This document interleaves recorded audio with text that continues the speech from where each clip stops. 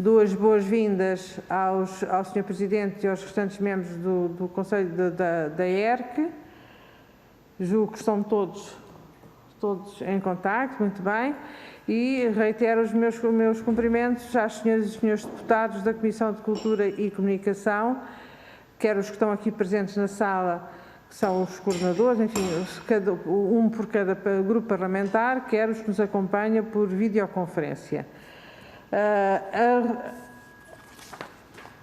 A grelha de tempos que irá ser utilizada é a grelha normal para audições de entidades em comissão, por requerimento de um grupo parlamentar.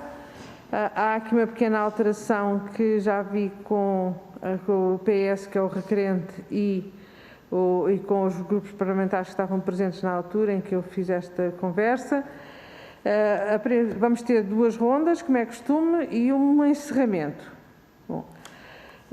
que é o que está previsto. A primeira ronda é iniciada pelo grupo parlamentar requerente, que neste caso não tem alteração nenhuma, porque é o Partido Socialista, em que cada grupo parlamentar usa 5 minutos, usa a palavra durante 5 minutos, ou até 5 minutos.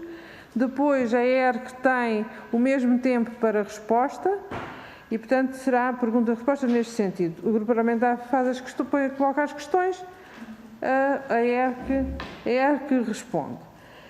Isto na primeira ronda, 5 minutos para cada. Depois, a segunda ronda, os grupos parlamentares têm 15 minutos a dividir por grupos parlamentares que quiserem fazer uma intervenção, e a entidade, a ERC, tem exatamente o mesmo tempo que for utilizado pelos senhores e senhores deputados.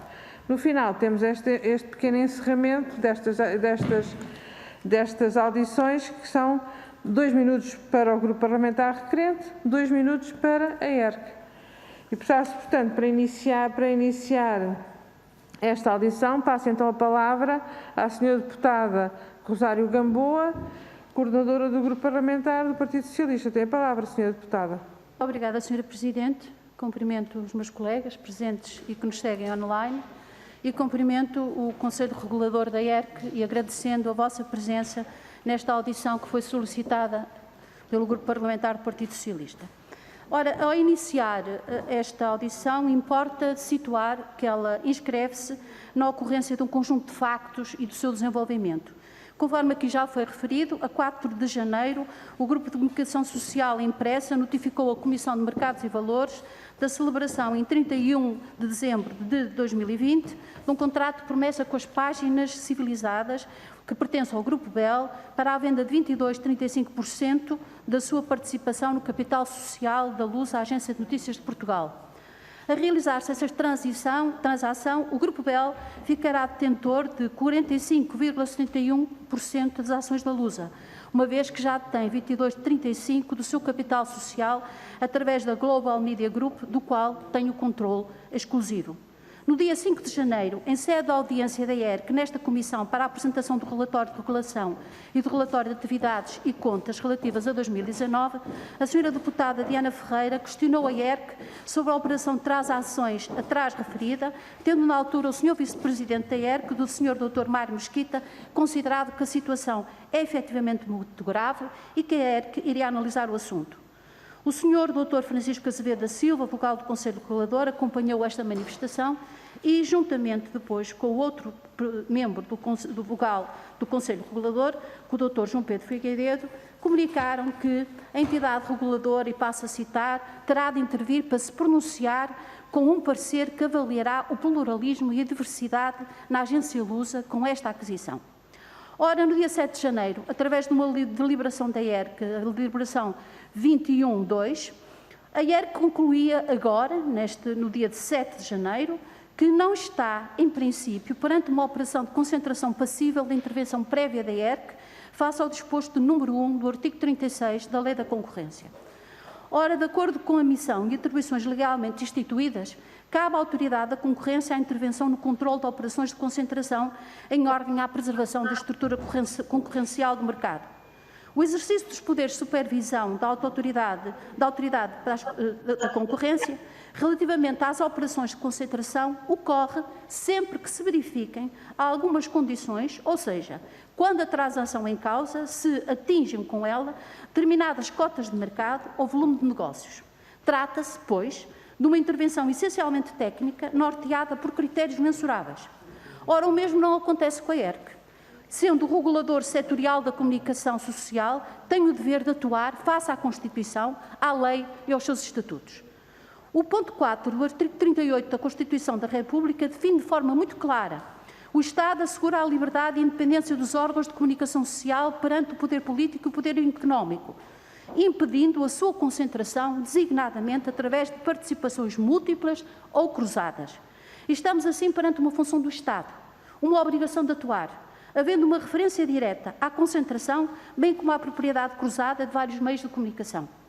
De acordo com os estatutos da ERC, e nesses mesmos estatutos aprovados pela Lei 53 de 2005, as alíneas B do artigo 8º pode ler-se de uma forma muito clara que é a atribuição da ERC velar pela não concentração de titularidade das entidades que prosseguem atividades de comunicação social, com vista à salvaguarda do pluralismo e da diversidade, sem prejuízo das competências expressamente atribuídas pela lei à autoridade da concorrência.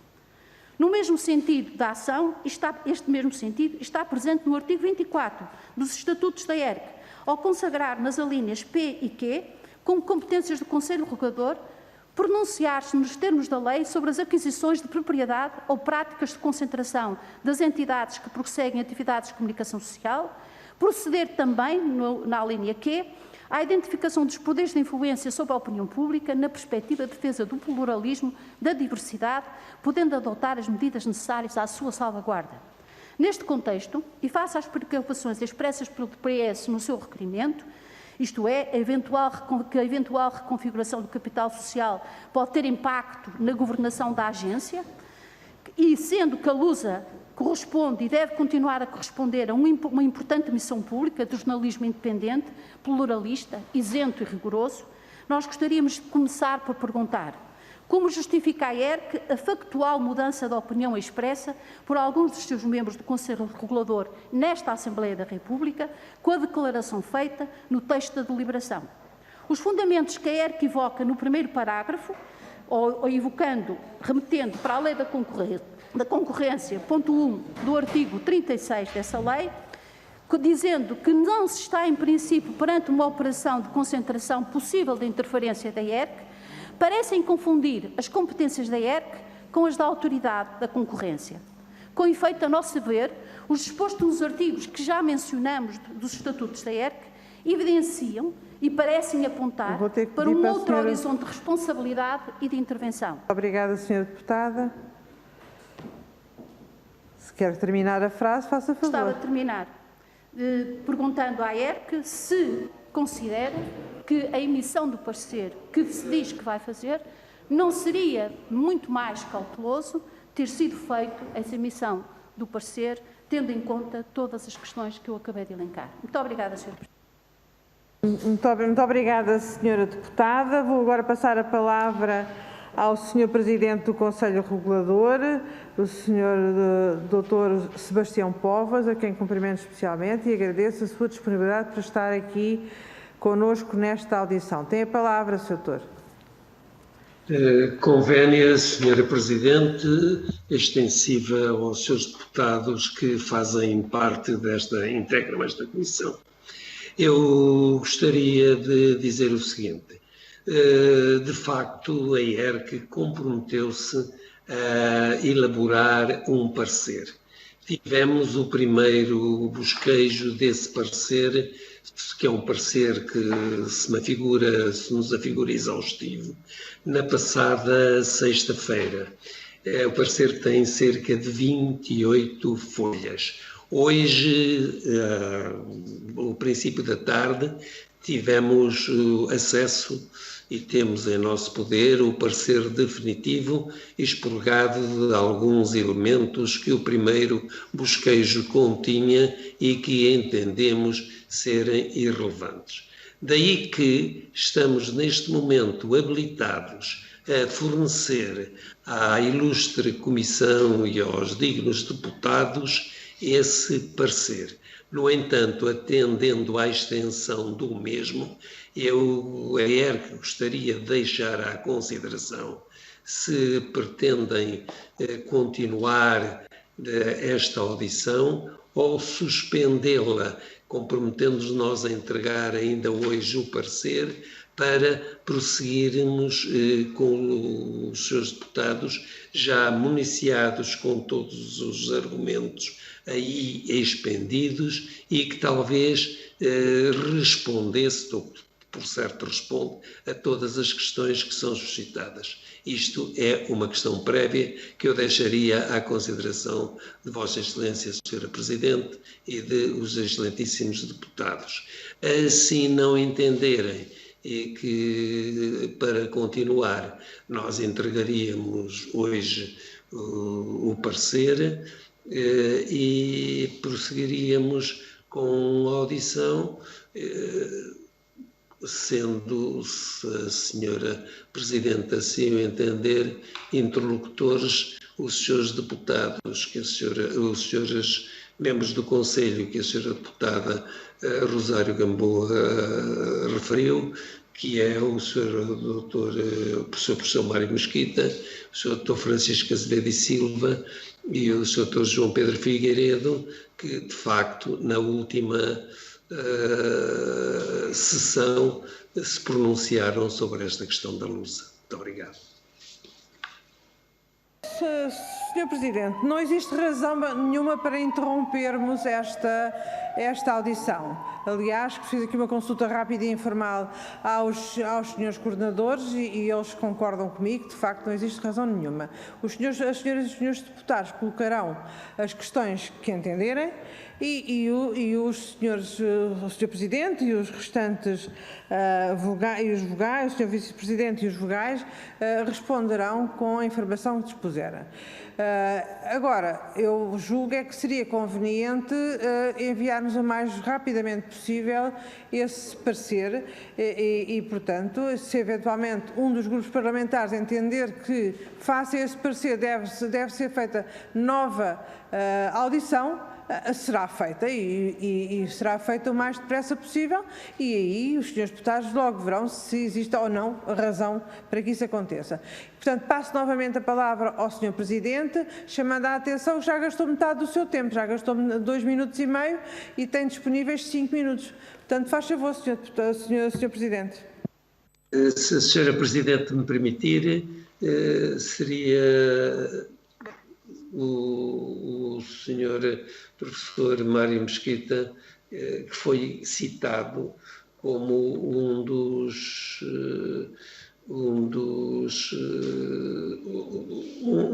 elementos do Conselho que deu opinião juntamente com o Sr. Francisco Azevedo e Silva e o Sr. João Pedro Figueiredo. Faz favor. Portanto, tem 2 minutos e meio para responder. Então, Sr. Dr. Mário Mesquita, por favor.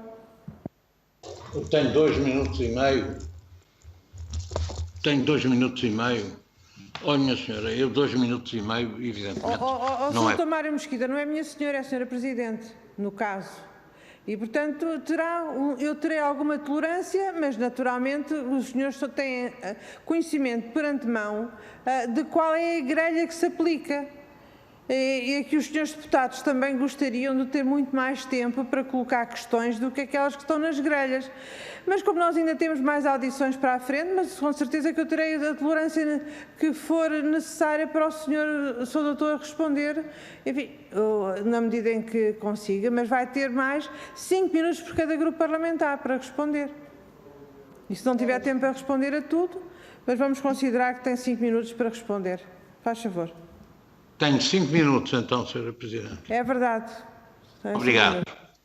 Muito obrigado. Eu queria cumprimentá-la, queria cumprimentar todos os membros do grupo parlamentar e queria dizer de uma forma sucinta, porque evidentemente não posso estar aqui a apresentar o parecer, o seguinte: eu reafirmo que efetivamente disse que considerava um assunto grave e continuo a considerar. E considero tanto mais grave quanto a ideia que tenho é que na base da legislação atual a ERC não tem grande margem de manobra nesta matéria.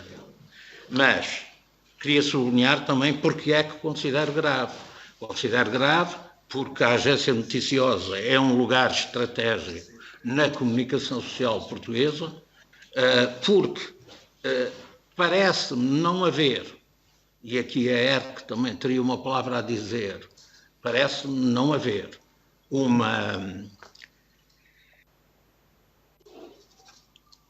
uma estratégia definida quer pelo Governo, quer pela Assembleia da República, quer pela ERC para a agência noticiosa. Tenho essa sensação. E é isso que vem aqui à tona d'água. Segundo ponto, é a questão, e tanto assim é que o Governo anterior, o Governo Passos Coelho, pretendeu privatizar a agência noticiosa. Bom, ponto 2. A operação de venda do capital da empresa para a Global Media, para o grupo Marcos Galinha, evidentemente que põe desde logo um problema. É que o grupo empresa é um grupo bem conhecido nos meios da comunicação social portuguesa, na opinião pública portuguesa, etc. E este grupo Marcos Galinha, no que toca à comunicação social, não tem um passado que nos habilite a julgar a respectiva capacidade. Não tem uma tradição, não tem um passado, não é fácil para o regulador avaliar a sua capacidade nesse domínio.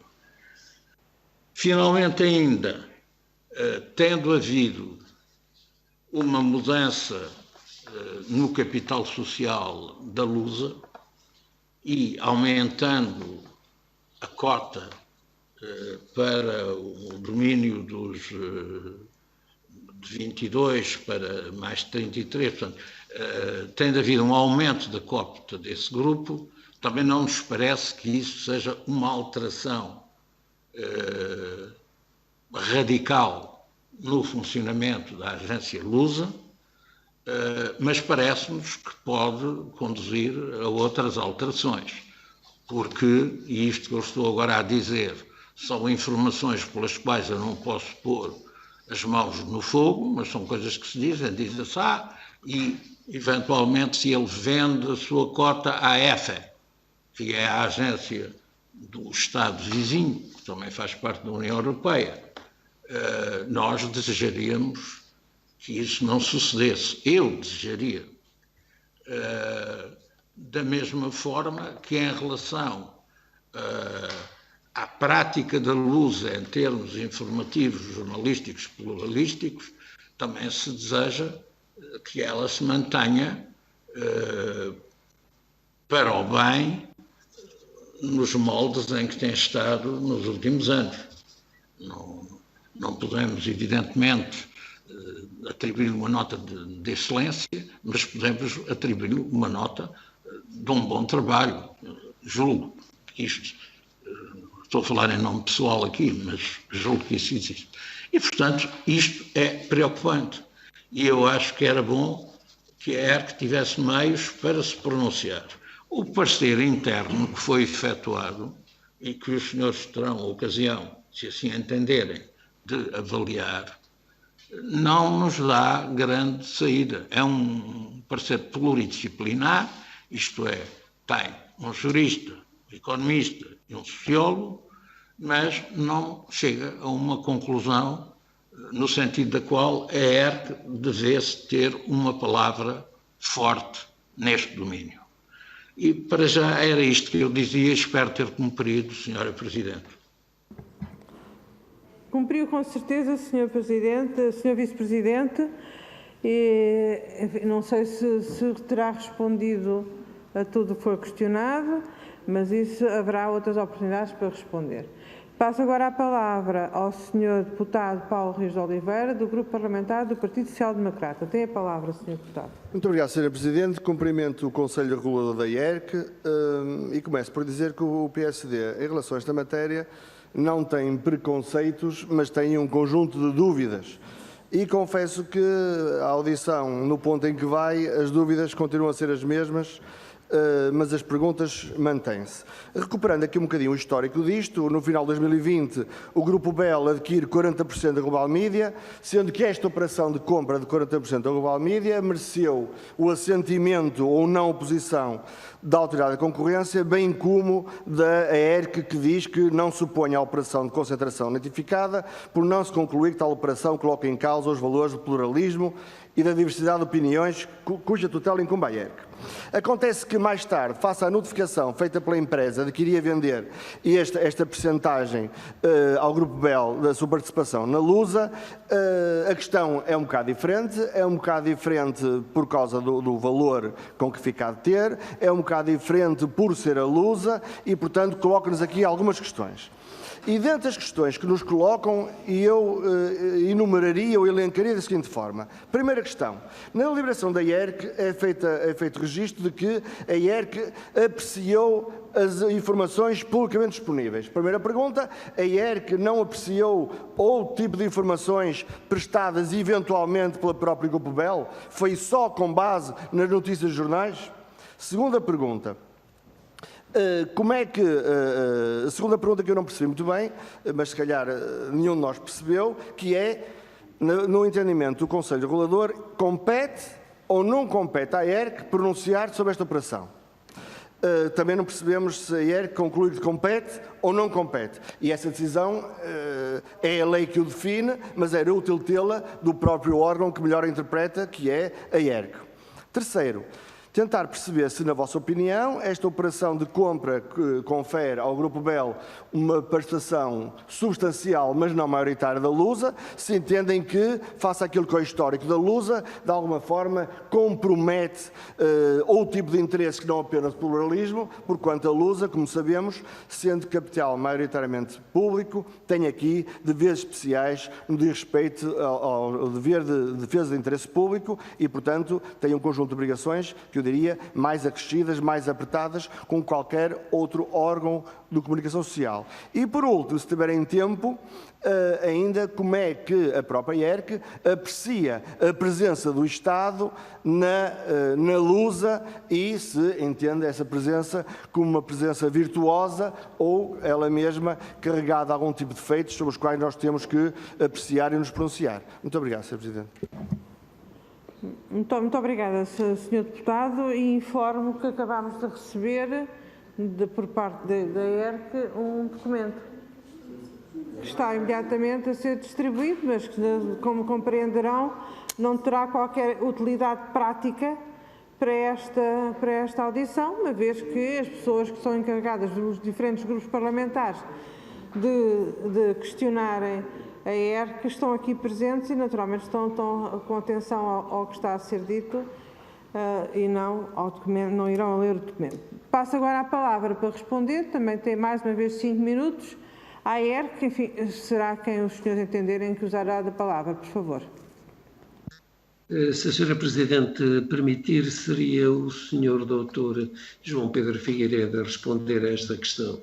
Tem uma componente de direito da comunicação social. Faz favor.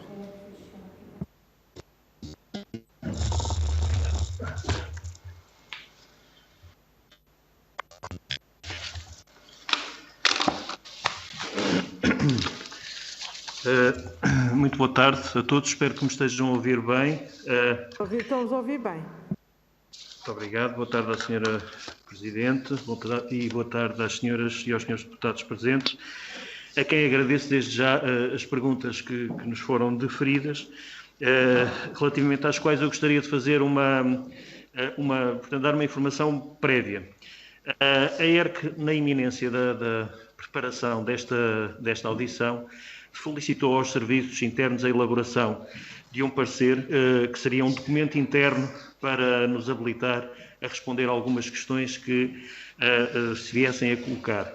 Esse parecer foi produzido apenas com esse sentido e, portanto, o documento que entendemos posteriormente fazer chegar aos senhores deputados com uma razão de transparência Não é um documento, digamos, que abranja todos os aspectos, designadamente históricos, que seria útil considerar relativamente à vida da agência Lusa, mas é um documento que me parece suficientemente bem articulado e bem estruturado para poder dar uma ideia precisa sobre o que é que está aqui em causa neste processo da Lusa.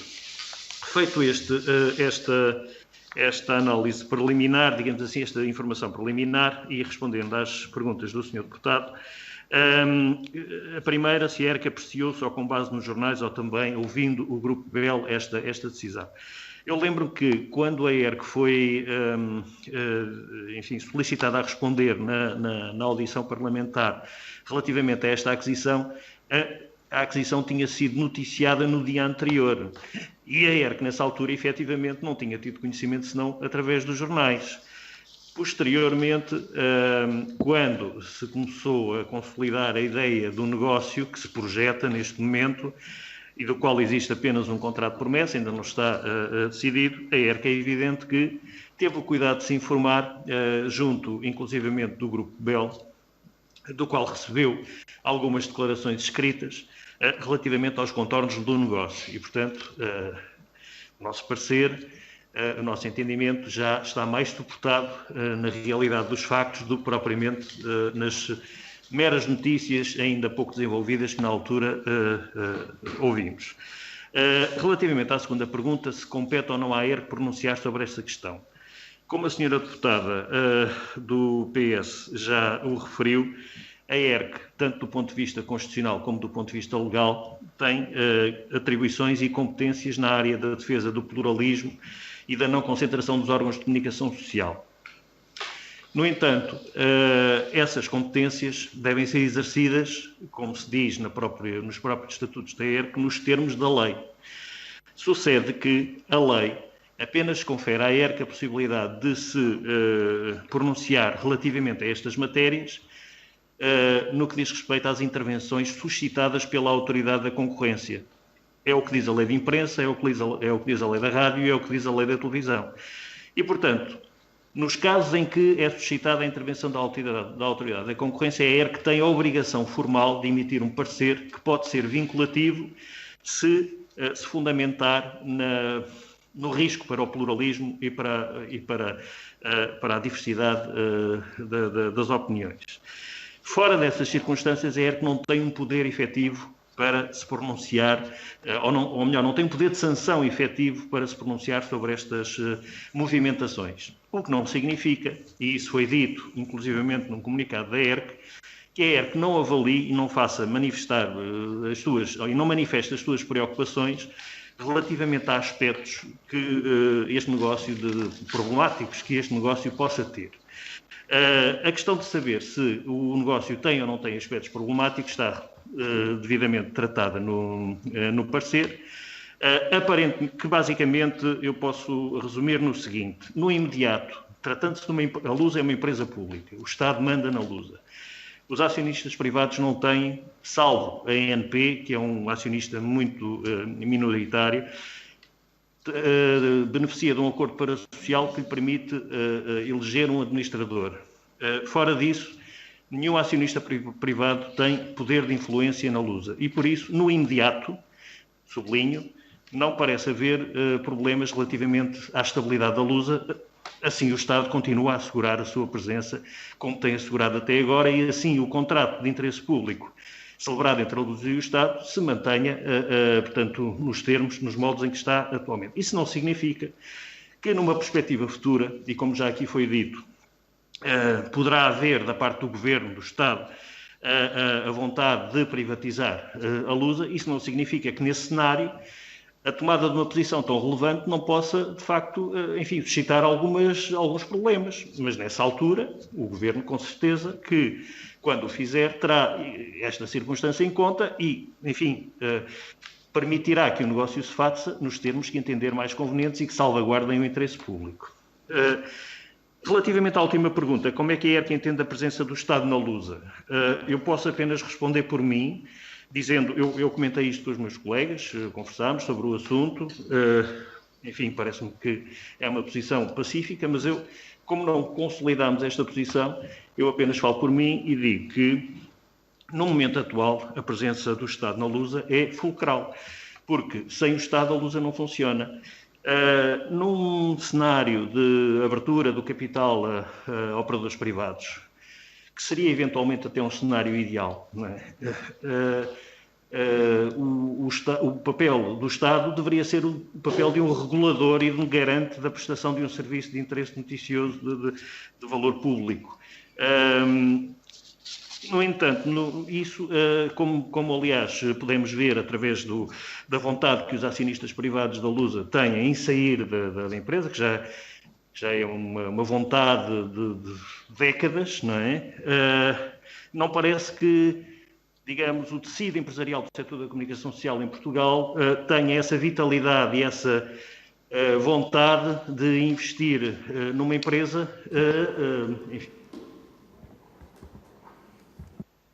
E por isso, neste caso, a resposta resume-se ao seguinte: o Estado neste momento é fundamental, é o Estado que paga a agência Lusa. No futuro, poderá ser fundamental na regulação, digamos assim, da forma como a Lusa se libertaria, digamos assim, do Estado. Isto se fosse a vontade do Governo. E, portanto, é isto que eu tenho a dizer. Espero ter respondido às... Muito obrigada, Sr. Dr. João Pedro Figueiredo. Vamos passar agora a palavra ao Sr. Deputado Jorge Costa, do Grupo Parlamentar do Bloco de Esquerda. Tem a palavra, Sr. Deputado. Muito obrigado, Sra. Presidente. É muito oportuna esta audição e estes esclarecimentos. O nosso grupo parlamentar já tinha feito chegar uma pergunta tanto ao Governo como à ERC sobre esta questão. Ouvi com atenção as respostas que até agora foram dadas e queria dizer muito sucintamente o seguinte: o Bloco de Esquerda não tem dúvidas sobre a necessidade, que é uma necessidade de soberania e de garantia democrática sobre o pluralismo, que é a existência de uma agência pública de notícias que assegure as funções estratégicas que a Lusa assegura. Esse serviço, pela sua própria natureza, é um serviço público cujos critérios de rentabilidade só podem colidir com o desempenho cabal das suas funções, seja no território nacional, seja nas diversas regiões, seja ainda nas partes do globo, que é do nosso interesse coletivo enquanto país manter um acompanhamento noticioso particular e não desenvolverem mais acerca disso. Deste ponto de vista, a presença de acionistas privados no capital da agência Lusa já é em si um facto difícil de explicar e, aliás, bastante consistente com este movimento que acaba de ser identificado pelo Sr. Vocalderse, que falou antes de mim, que é o de um desinteresse consistente destes acionistas em terem empatado capital com taxas de rentabilidade muito reduzidas numa agência pública que, por estas razões que acabo de referir, é vocacionada para coisas muito importantes, mas nenhuma delas é propriamente a distribuição de grandes dividendos. E tendo em conta essa característica que é a da agência Lusa, não espanta que o acionista global média, o acionista empresa, tivessem querido libertar o capital que ali tinham empatado em busca de taxas de rentabilidade melhores. A pergunta que subsiste é qual foi o interesse do Grupo Bell de entrar neste mau negócio de onde toda a gente quer fugir. Essa é que é a pergunta que eu acho que caberia responder. E julgo que, como não tive a oportunidade de ler o relatório que a ERC nos enviou, e embora gostasse muito de ter tido essa oportunidade antes de estar a fazer esta intervenção, a pergunta é se a ERC tem alguma, se aponta no seu relatório, se aponta no seu documento, ou se tem na sua reflexão, algum elemento que nos ajude a compreender este interesse inusitado. Eu li por acaso até num jornal do Grupo Bell, não li mais nenhum, foi mesmo num jornal do Grupo Bell, notícias relativas ao interesse da agência F espanhola na entrada no capital da agência Lusa. Percebo, ao contrário do interesse de um acionista privado, o interesse que pode ter um acionista como a agência F, porque há um interesse estratégico de soberania do Estado espanhol de ter uma presença forte, privilegiada, numa estrutura como é a Lusa, que forma uma parte importante da comunicação social portuguesa e tem uma importância definitiva e incontestável em toda a percepção pública que existe sobre os mais diversos assuntos, na construção da informação e do fluxo noticioso no nosso país. Isso é evidentemente um ativo que o Estado espanhol verá com muito interesse.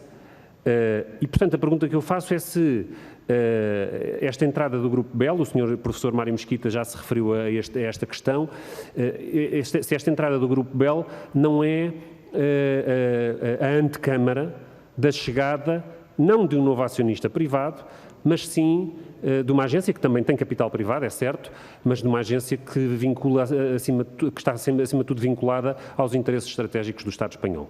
Essa é a grande preocupação que nós temos nesta fase. Há muitas outras que também temos no que respeita à agência Lusa, mas que não são o tema do debate de hoje. Hoje interessa-nos mesmo saber o que é que será o dia da manhã da Lusa à luz destes negócios que se passam no seu seio. Muito obrigada, Sr. Deputado. Passo a palavra à ERC para a resposta, por favor. Sra. Presidente, o Dr. Francisco Azevedo e Silva foi um dos interlocutores privilegiados na última audição. Se a Sra. Presidente estiver de acordo, seria ele a responder. Com certeza, Sr. Presidente. Passo então a palavra ao Sr. Dr. Francisco Azevedo e Silva. Tem a palavra.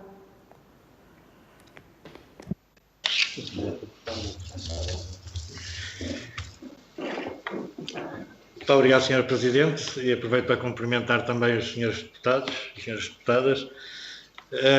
Relativamente às questões que foram postas, nomeadamente agora pelo Sr. Deputado Jorge Costa, a questão de princípio mantém-se sempre a mesma, ou seja, o Estado é o acionista maioritário da Lusa e é quem tem o poder efetivo na Lusa.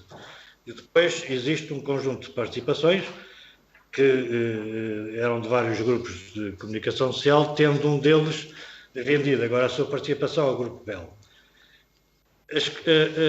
Isto em nada alterou o papel do Estado na Lusa, nem nada alterou, em princípio, que nós saibamos, o desempenho das funções que também considero estratégicas que a Lusa desempenha em termos de órgão de comunicação social. A questão aqui muitas vezes talvez seja colocada um pouco ao contrário, ou seja, neste momento qual é a posição do Estado na Lusa, se foi dado conhecimento prévio ou não deste interesse de compra, dado que existe neste momento um contrato de compra da participação da empresa, porque essa é que é, no fundo, a questão fundamental. Falou-se na questão de uma hipotética, pelo menos já esteve em análise, uma hipotética privatização da maioria do capital da Lusa. Aqui acompanho, no fundo, os meus colegas relativamente ao interesse e à preocupação de manter a Lusa neste momento como está, dada inclusive a própria situação que atravessamos, e dado também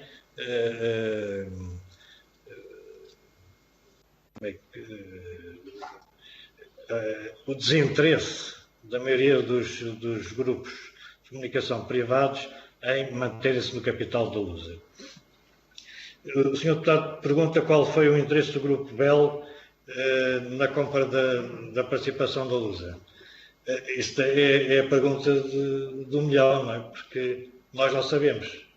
Não sabemos porque se o Grupo BEL, com esta compra, fica exatamente com o mesmo poder que tinha sem a compra, ou seja, se tem exatamente o mesmo poder e não tendo gasto, suponho que o valor seria 1 milhão, qual é a razão por que o fez? Nós não sabemos, nem sei se o acionista maioritário, neste caso o Estado, foi informado.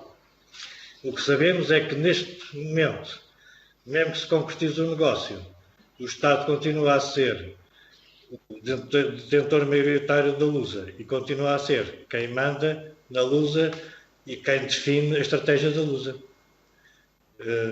Suponho que respondi à pergunta do Sr. Deputado.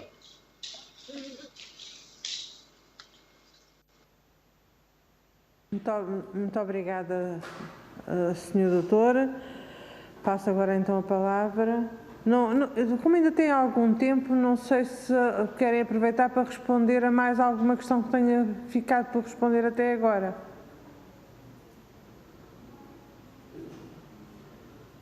Não. Presidente, eu gostaria de... Faz favor, Sr. Doutor, então faz favor. Tem cerca de 2 minutos para ainda de úteis, por favor. Vou tentar responder em 50 segundos. Bom, o primeiro ponto é este. Em relação a isto que foi agora dito, porque é que o Grupo Bell quis comprar a Lusa, ou se haverá algum plano extraordinário atrás disso?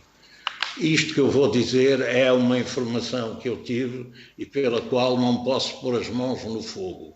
Mas o que me foi dito foi que quando o Grupo Bell quis comprar a VASP, a distribuidora, ao Grupo Balsemão, ou a parte do Grupo Balsemão na VASP, o Grupo Balsemão terá dito, ok, compram a VASP, mas compram também a nossa parte,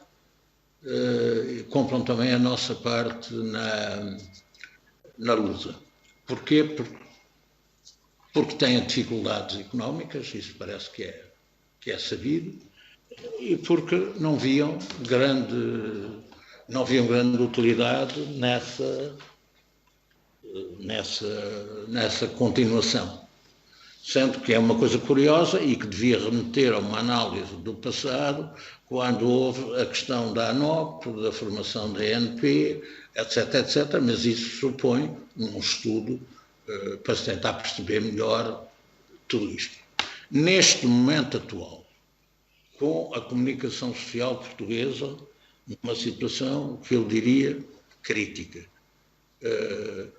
não acharia preferível que tivesse continuado o Grupo Balsemão, porque é um grupo do qual nós sabemos o que é que vem, e do outro, não tendo nada contra, pelo menos no domínio da comunicação social, também não tenho nada a favor, quer dizer, não me dá uma garantia de que terá uma atuação, como direi, estável e responsável nesse exercício. É o que eu penso. Ressalvando que eu não estou aqui a dirigir qualquer espécie de consideração menos positiva sobre o Grupo Bell, pois simplesmente não tenho a ideia de como é que eles são como grupo de comunicação social. Muito obrigado. Muito obrigada, Sr. Doutor. Passo agora a palavra à Sra. Deputada Diana Ferreira, do Grupo Parlamentar do Partido Comunista Português. Tem a palavra, Sra. Deputada. Muito obrigada, Sra. Presidente, e em nome do PCP gostaria desde já de começar por cumprimentar o Conselho Regulador da IERC. Eu fui tomando nota do que foi sendo dito ao longo desta audição. Eu queria começar por duas observações. O PCP levantou esta questão logo no início de janeiro, quando a situação foi noticiada, sendo que no dia seguinte, numa audição da ERC, a propósito até dos relatórios às quais a ERC está obrigada a apresentar à Assembleia da República, nós levantamos também esta questão com uma preocupação sobre o que isto significa para a agência Lusa. Preocupação que se mantém e que se adensa, muito sinceramente, com o passar do tempo. E junto aqui uma outra observação, porque nós estamos a falar de uma agência pública de notícias.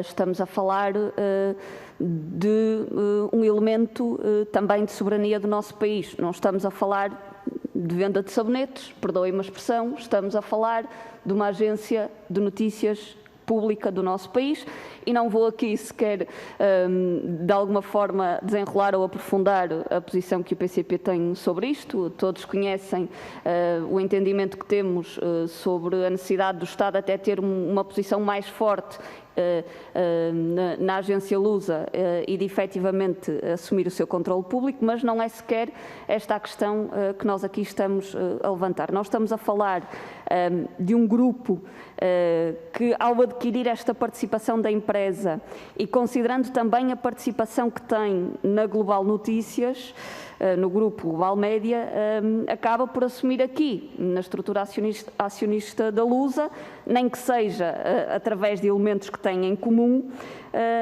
uma posição de 45,71% da estrutura acionista da Lusa.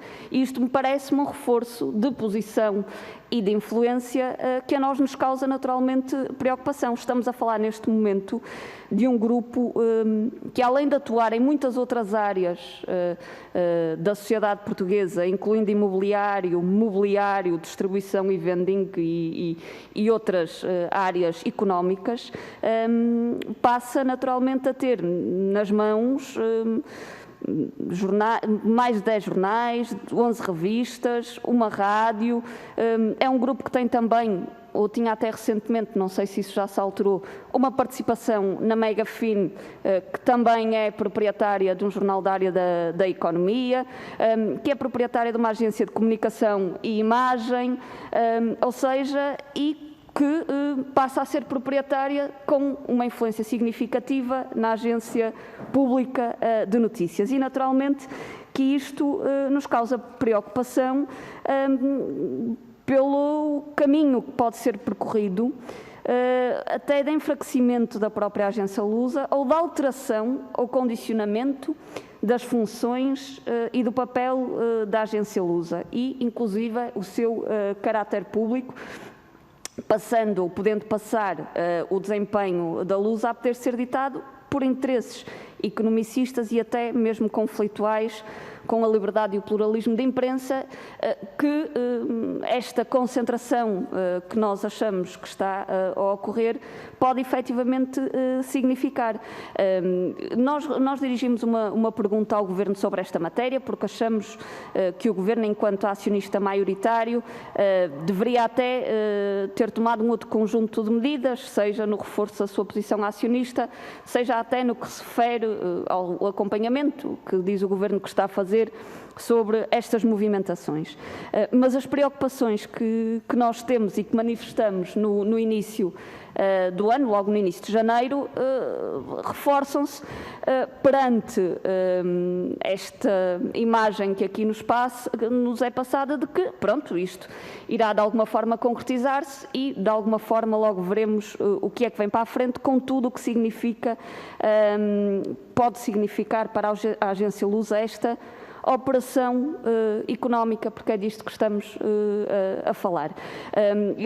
Com perguntas concretas, naturalmente que com o parecer que nos foi enviado, muito provavelmente haverá questões que se levantarão e que seria importante que a ERC esclarecesse. A questão que eu coloco muito concreta é se não há efetivamente uma preocupação significativa por parte da ERC, enquanto regulador da área da comunicação social, com o que isto possa significar de futuro para aquelas que são as funções de uma agência pública de notícias que tem um trabalho e um conjunto de responsabilidades que lhes estão naturalmente atribuídas, mas já agora que é o garante de difusão de notícias em todo o país, é o garante de um conjunto de jornais, inclusive de muitos deles que fazem parte destes grupos, inclusive de comunicação social local e regional, sendo também a informação recolhida pela agência Lusa divulgada inclusive em rádios e televisões. Por isso, o papel estratégico da agência Lusa é inquestionável e, se calhar, é esse mesmo papel estratégico que também interessa aos grupos económicos privados que se têm movimentado à volta desta estrutura acionista. Muito obrigada, Sra. Presidente. Muito obrigada, Sra. Deputada. Passo então a palavra novamente à ERC para responder. Tem a palavra, por favor. Deputada Diana Ferreira, que eu ouvi com toda a atenção, simplesmente em duas linhas. Por um lado, neste momento e no termo deste pré-contrato, porque nós estamos no âmbito de um contrato de promessa o Estado mantém-se acionista maioritário da agência Lusa e a estabilidade estatutária irá manter-se no período pós-aquisição. É evidente que pode, se as circunstâncias se alterarem, haver o risco dessa estabilidade não se manter no futuro. Mas, sem querer ser alarmista e sem querer fazer qualquer tipo de geometria no espaço, neste momento a IERC, com os poderes que tem, que foram exaustivamente tratados pelo Sr. Professor Mário Mesquita e pelo Sr. Dr. João Pedro Figueiredo, não vê que mais possa fazer do que estar atento a esta entidade para que as funções, as atribuições e a razão da existência da IERC como entidade com uma forte componente de soberania não deixe de ser mantida pelo facto de existir este contrato de promessa, ou deste contrato de promessa ter sido firmado. E eu não sei se se a senhora Presidente autorizaria algum dos meus colegas a dizer mais. Com certeza, só ainda gastaram 30 segundos. Não, gastaram mais um bocadinho, mas tenham tempo, se assim o entenderem. Senhora Presidente, eu tenho aqui um aceno. Dr. João Pedro Figueiredo. Faz favor, Sr. Doutor. Para a palavra. Sr. João Pedro. Isto é o conjunto.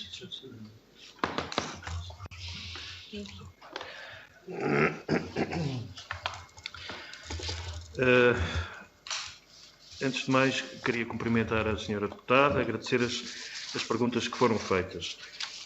Relativamente a essas perguntas, eu partilho a inquietação da senhora deputada relativamente ao futuro da Lusa, não em virtude deste negócio, que, como o senhor Presidente disse, mantém incólumes os poderes do Estado relativamente à vida da empresa, mas naquilo que pode vir a tornar-se num futuro de curto, de médio e longo prazo. E, portanto, de facto, existem essas questões que têm a ver com o papel estratégico da Lusa na afirmação da lusofonia no mundo, o papel estratégico da empresa, e eu, quanto a isso, diria apenas que compete ao Estado a definição de um papel estratégico para a agência noticiosa e garantir, através dessa definição, que a Lusa não cai em mãos erradas, ou que a Lusa não pode, digamos, escapar à soberania nacional, digamos assim, em detrimento de outro tipo de interesses.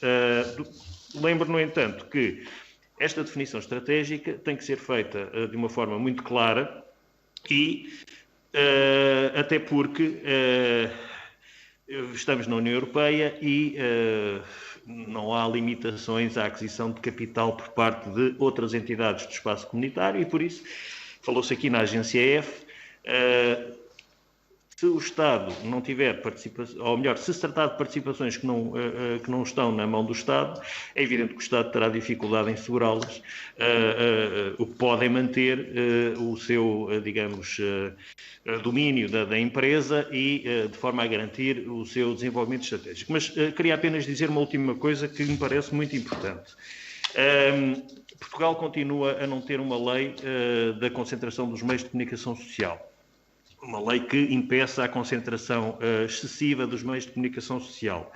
A recomendação do Conselho da Europa de 2018-1 do Comitê de Ministros recomenda a criação de legislação a todos os Estados-membros de legislação que assegure o pluralismo dos médias, a transparência da propriedade. Nós já temos a legislação relativa à transparência da propriedade, mas falta-nos uma legislação que incida sobre as não concentrações e a necessidade de promover o pluralismo dos médias através das estruturas societárias.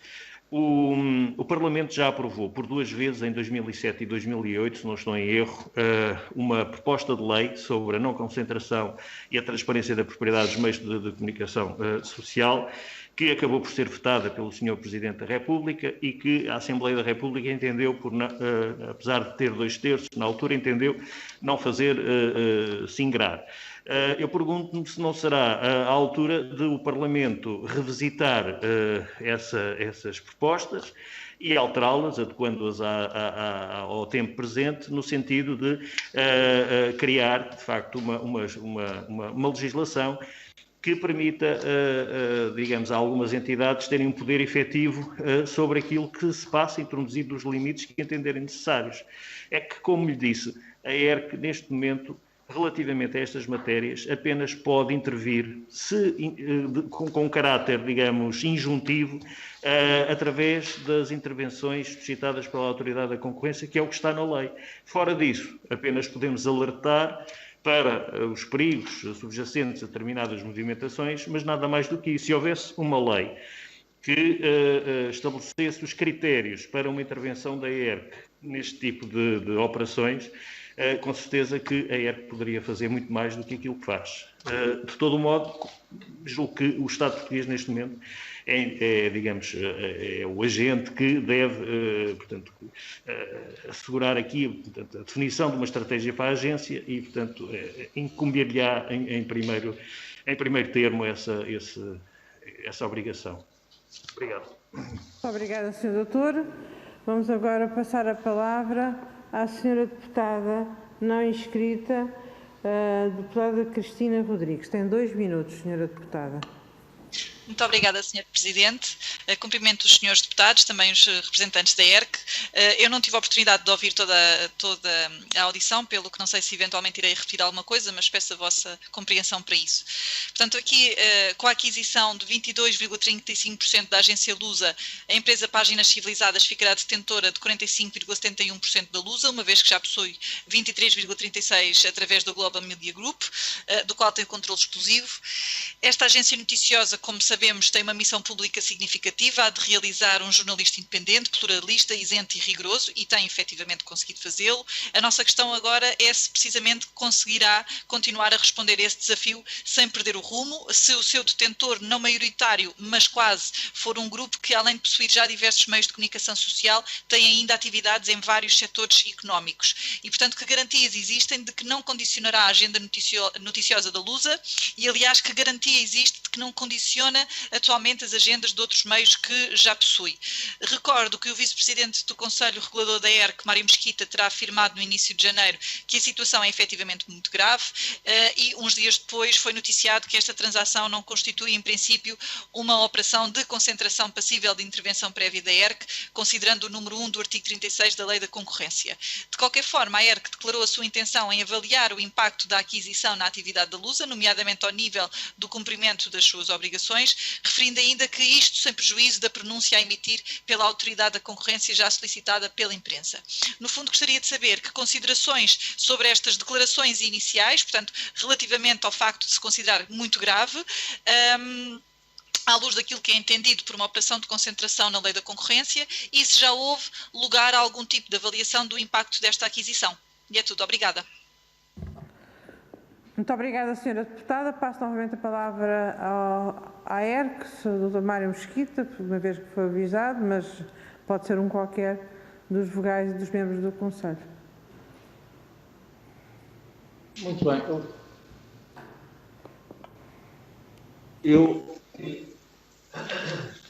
Eu, portanto, o que queria dizer em relação à questão de eu ter dito que considerava grave e que a ERC se devia manifestar, eu mantenho esse ponto de vista. Mantenho, só que o consenso que se fez dentro da ERC foi no sentido de que a ERC não tinha meio de se opor a essa operação de concentração. E, portanto, por isso, o que eu quero dizer é assim, o que eu mais tenho aqui são dúvidas. Dúvidas desde logo porquê? Porque no sistema de comunicação social português temos participação do Estado na televisão e na rádio. Eu acho que, por maioria de razão, devíamos ter na agência noticiosa. A agência noticiosa é um instrumento não só de difusão de informação, mas também de projeção internacional, desde o século XIX, em que havia um cartel de agências europeias, a inglesa, a alemã, nomeadamente em inglês, a alemã e a francesa, que nem nos Estados Unidos podiam entrar, a não ser no final do século XIX. Portanto, esta é uma questão assaz complexa e que em Portugal também tem a sua história, que vem do regime do Estado Novo até à atualidade. E, portanto, uma análise desta questão, que não é a mesma que está aqui em causa com a venda de uma parte dos acionistas privados, pressuponha um trabalho mais aprofundado, o ter em conta a história da comunicação portuguesa e a situação atual, porque a situação atual é em si mesma suficientemente grave pelas mutações que se têm verificado e também pela situação económica de grupos que pareciam sólidos e afinal acabaram por se revelar com pés de barro. Portanto, tudo isso requeria um estudo muito mais alongado, mas que não me parece que esteja a ser agora colocado. Talvez devesse ser colocado num futuro próximo, ou até num futuro imediato, mas que não está feito. De resto, eu partilho das dúvidas que foram aqui expressas por quase todos os deputados, em especial a deputada Diana Ferreira, peço desculpa, Diana Ferreira e o seu deputado Jorge Costa. Eu partilho de todas essas dúvidas. Claro, também não posso fazer aqui especulação. Pode acontecer que tudo se passe de uma maneira relativamente pacífica e também não estou a levantar, dúvidas que nada de palpável justifique em relação ao grupo Bell. Isto era para já o que me oferecia a dizer. Muito obrigada, Sr. Doutor. Vamos agora passar à segunda ronda.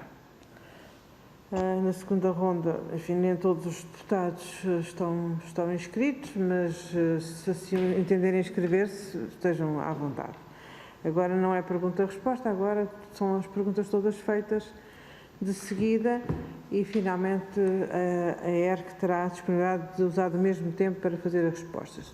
Depois disso é que existe o encerramento, serão 2 minutos para a Sra. Deputada Rosário Gamboa e 2 minutos para a ERC. Passo então a palavra à Sra. Deputada Rosário Gamboa, por favor. Muito obrigada, Sra. Presidente.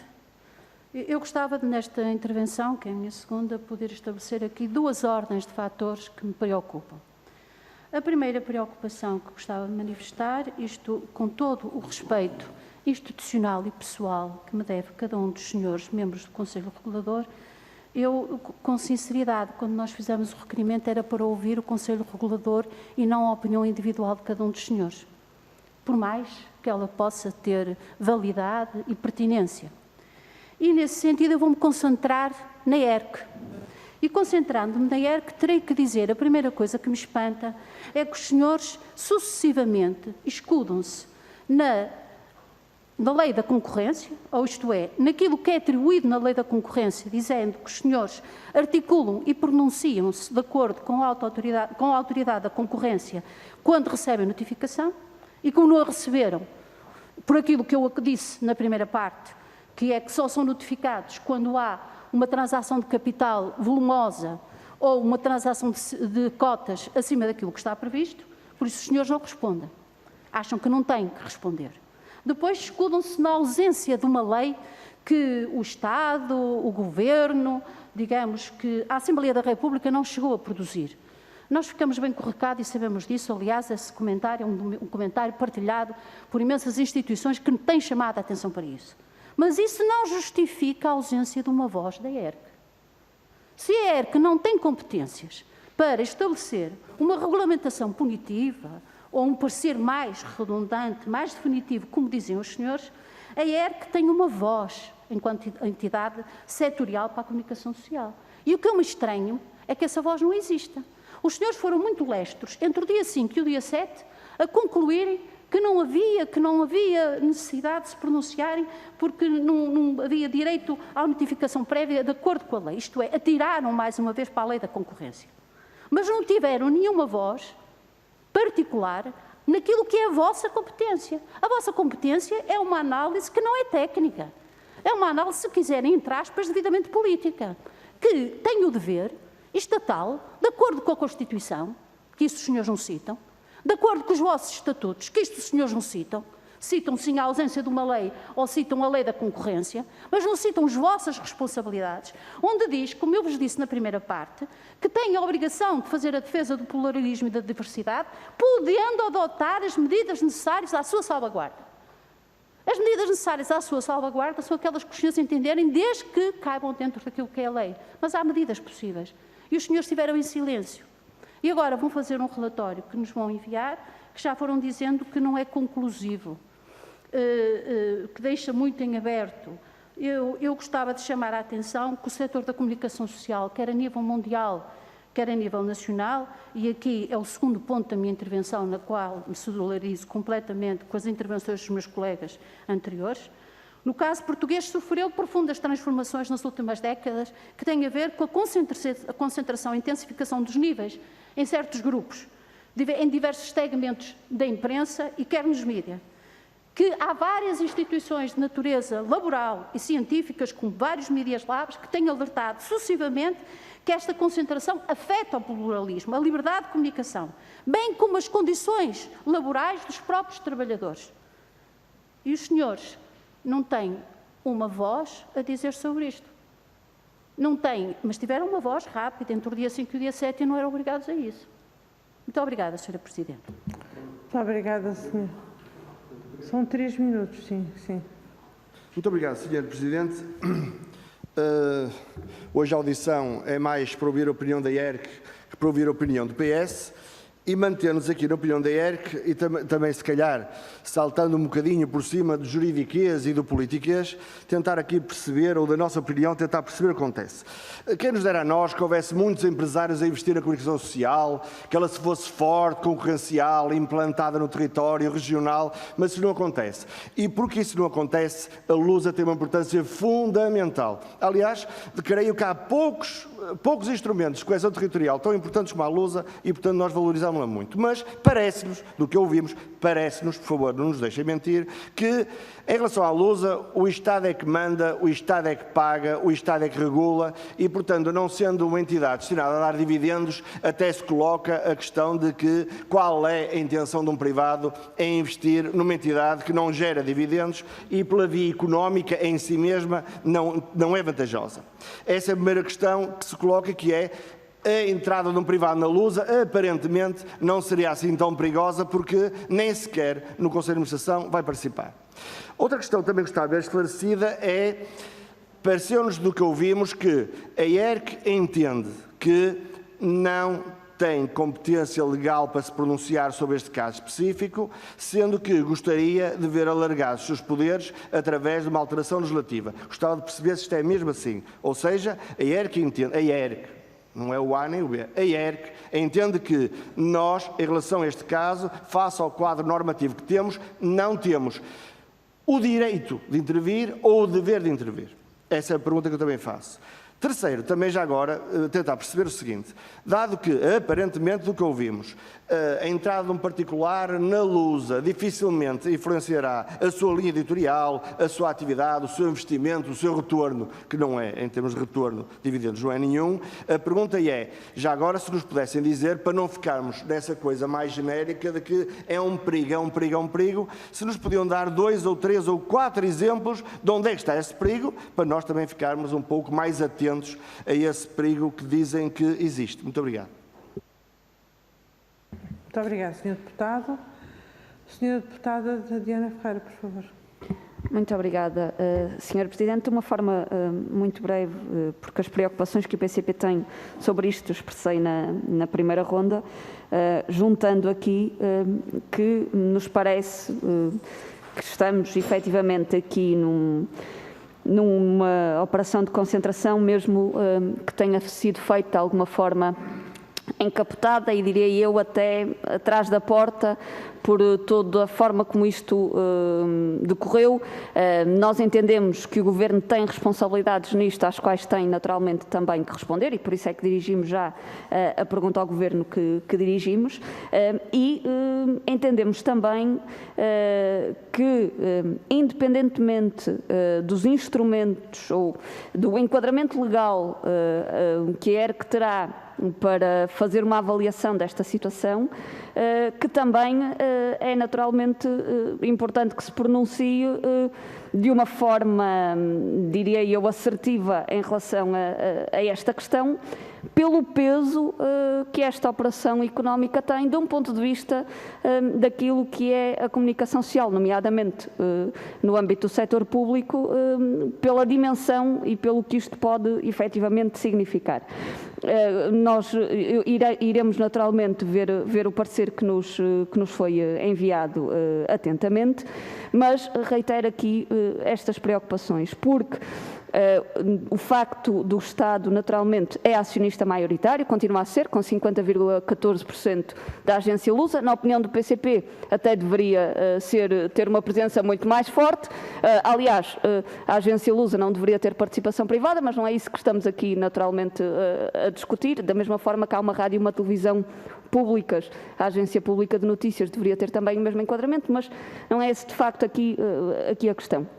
A questão que se coloca é que essa posição maioritária que o Estado tem na agência Lusa, face ao que estamos a assistir neste momento, nomeadamente numa junção de poderes económicos, porque é disto que estamos a falar também, não nos deixa tranquilos, porque achamos também que pode haver aqui um aumento de influência destes poderes económicos, afastando a agência Lusa daquelas que são as suas funções, que não podem ser ditadas por interesses economicistas ou por outros interesses inerentes a grupos económicos que, aliás, operam em muito mais áreas do que da comunicação social, e acho que isto também é um elemento de alerta para todos nós. Muito obrigada. Muito obrigada, Sra. Deputada. No total, usaram 8 minutos entre estes 3 grupos, portanto, passo a palavra à ERC, que tem 8 minutos para... E vou acrescentar já 8 minutos, mais 2 minutos para o encerramento, porque é logo de seguida, portanto, poderão, como entenderem, mas são 10 minutos no total. Muito obrigado, Sra. Presidente, Srs. Deputados. A posição da ERC é inequívoca e consta do parecer que a Comissão já tem consigo, segundo a Sra. Presidente anunciou, parecer esse que foi discutido exaustivamente pelo Conselho Regulador, que o aprovou por unanimidade. Este é o primeiro ponto que eu queria acentuar. Segundo ponto, nem todos os pareceres concluem inequivocamente com uma solução. Muitas vezes podem ser pareceres dicotómicos ou dubitativos. A ERC, ao considerar que não tem competência, está a fazer, ou não tem competência porque não tem instrumentos legais que lhe atribuam, está a fazer uma declaração que significa que são necessários instrumentos legais para poder exercer as suas funções constitucionalmente consagradas. Não está a fugir nem para um lado nem para o outro. E nessa medida está a acenar, ou se quiserem mais, está a chamar a atenção dos órgãos de soberania com competência para legislar, que a ERC só pode cumprir as funções que a lei e sobretudo a lei fundamental lhe concede, se forem concedidos instrumentos legais. A ERC tem a preocupação precípua de nunca agir à margem da lei. Nós agimos de acordo com a lei e a nossa lei é o direito constituído. Se o direito constituído não nos confere, nós então, se estivéssemos a agir para além disso e a deliberar para além disso, estaríamos a cometer uma ilegalidade. E a ERC quer ser um órgão, tanto mais que é um órgão de regulador consagrado na Constituição, não iria praticar nenhuma ilegalidade. Finalmente, quanto à aquisição pelo Grupo Bell, ou contrato promessa pelo Grupo Bell, nós temos de presumir que quando as pessoas negociam, a presunção é que negociam de boa fé.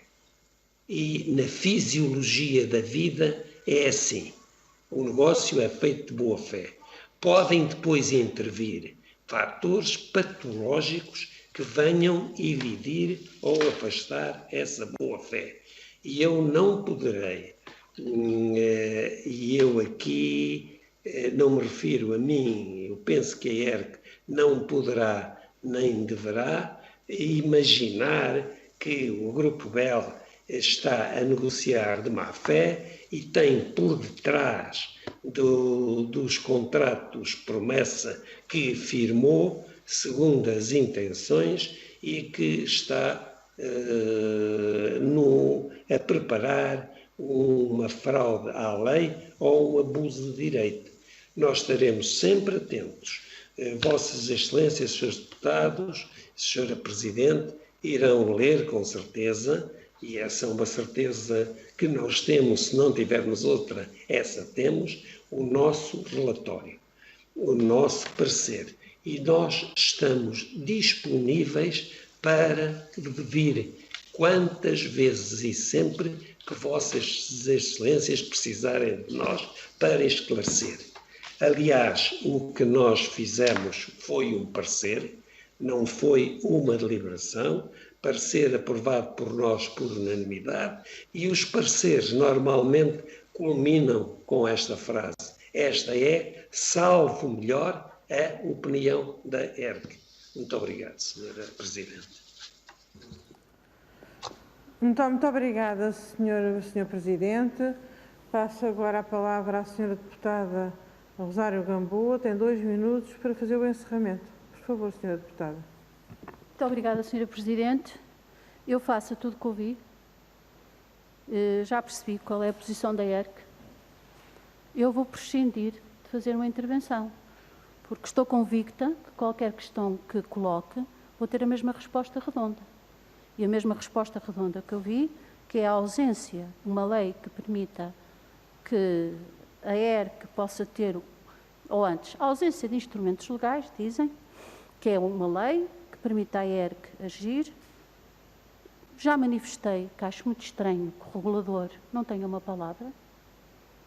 Acho muito estranho que o regulador não tenha uma palavra de acordo com as competências constitucionais e legais que lhe são atribuídas, quando tem margem para ter uma palavra. E como tal, Sra. Presidente, fico por aqui, cumprimento o Conselho Regulador e vou esperar para ler com muita atenção o relatório, o parecer que emitiram. Muito obrigada. Muito obrigada, senhora Deputada. Cumprimento mais uma vez e agradeço a participação do Conselho Regulador da ERC, o Sr. Presidente, o Sr. Vice-Presidente e os Srs. Vogais, e com certeza que iremos continuar brevemente a trabalhar sobre esta mesma questão. Se por acaso tiverem mais alguns elementos escritos que nos possam remeter, seria útil que o fizessem o mais rapidamente possível. Muito obrigada. Desejo-me o resto de uma boa tarde e muita saúde. Dou por terminada esta audição. Muito obrigada.